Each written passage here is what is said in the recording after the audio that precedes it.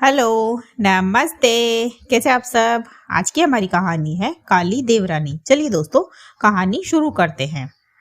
पायल, क्या कर रही हो? रिया ने अंदर आते हुए पायल से पूछा। तब पायल बोली, दीदी वो अलमारी सेट कर रही थी, पूरी बिखरी पड़ी थी। फ्री थी तो सोचा समेट लूं। आप बताओ, कुछ काम था? फिर रिया बोली, हाँ वो तेरी ब्लैक वाली साड़ी चाहिए थी। कल मुझे पार्टी में जाना है, मेरी फ्रेंड का बर्थडे है इसीलिए।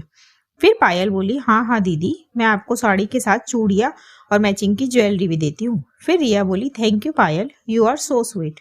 फिर पायल ने उसे अपनी साड़ी और ज्वेलरी दी। चलिए अब कहानी के किरदारों से आपको मिलवाते हैं।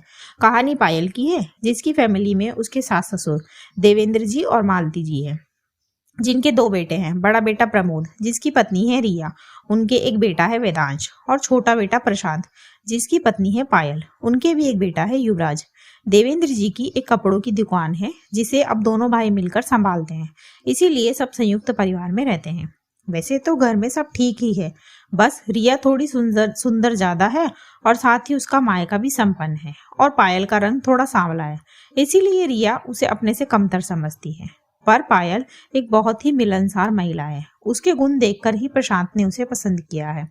रिया कई बार उसे घुमा फिराकर उसके सांवले रंग के लिए ताना मार चुकी है, पर पायल घर में शांति बनी रहे इसीलिए रिया को कुछ नहीं कहती। खैर, अगले दिन रिया की एक फ्रेंड उसके घर आई। दोनों सहेलियां रिया के कमरे में बैठी बातें कर रही थी। रिया उसे कल की पार्टी की पिक अपने फोन में दिखा रही थी। तभी उसकी फ्रेंड बोली, रिया ये साड़ी तो बड़ी ही सुंदर है, और ज्वेलरी भी बहुत सुंदर लग रही है। कहाँ से ली तुमने? तुम पर बहुत सुंदर लग रही है, अपनी उम्र से 10 साल छोटी लग रही है तुम।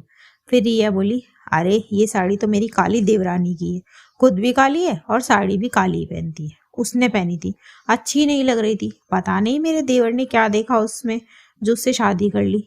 मुझे तो कभी कभी ये डर लगता है कि बच्चे उस पर चले गए तो क्या होगा। सोच, लड़की हो और वो उस पर चली जाए तो। बोल कर रिया और उसकी फ्रेंड हंसने लगी, और पायल ने ये सब सुन लिया। दरअसल पायल अपनी जेठानी और जेठ के धुले कपड़े उनको देने आ रही थी। सुनकर पायल को लगा कि उसने गलती कर दी, उसको रिया को पहली बार में ही रोक देना चाहिए था, तो आज बात यहाँ तक नहीं पहुंचती। फिर पायल अंदर आई और रिया से बोली, वाह दीदी क्या बात है, अच्छी सोच है आपकी, और मेरे बच्चों की चिंता करने की आपको जरूरत नहीं है। और रही बात मेरे रंग की, तो जैसा भी है मेरा पति जान छिड़कता है मुझ पर आपके इस गोरे रंग का क्या फायदा दीदी, जेठ जी ने तो दूसरी ढूंढ रखी है, ये बात सबको पता है। आपका ये गोरा रंग आपके पति को तो नहीं बांध पाया दीदी।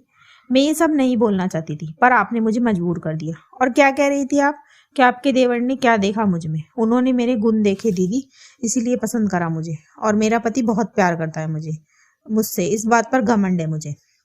बोलकर पायल वहां से चली गई, और रिया की आंखों से आंसू आ गए, क्योंकि पायल ने उसे आईना दिखा दिया था। दोस्तों, दूसरों की जिंदगी में झांकने से बेहतर है हम अपनी लाइफ को बेहतर बनाएं। इसी मैसेज के साथ कहानी खत्म होती है। कहानी आपको कैसी लगी मुझे कमेंट बॉक्स में जरूर बताएं।